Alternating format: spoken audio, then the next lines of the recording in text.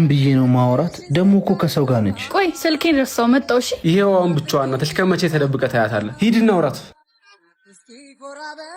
እናት። አቤት። አይዞሽ፣ ልሰርቅሽ አይደለም፣ አትፍሪ። እኔም እኮ ልሰርቀኝ ነው አላልኩ። ምን ያለበት ምን አይችልም አሉ። ምን አልሽኝ? ምንም።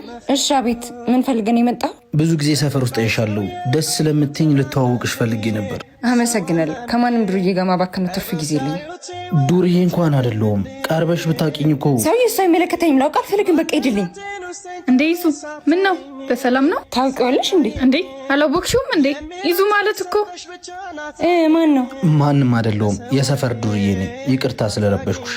ና አቤት። አንቺ ምሩት ጠቂኝ። ቁጭ ብለህ ከምትውል ስራ መፈለግ ይሆናል። ሰርተህ ትመልስልኛለህ። አንቺ ኢዛና ማለት እኮ እኔ የምሰራበት ድርጅት የባለቤቶቹ ልጅ ነው። እና ቀድመሽ አትነግሪኝም ነበር? ምን አይነት ሆነሽ? ለምንድነው ብር የተቀበልካት? ጭራሽ 200 ብር ፊቷ ላይ አተወረውሮም ነበር።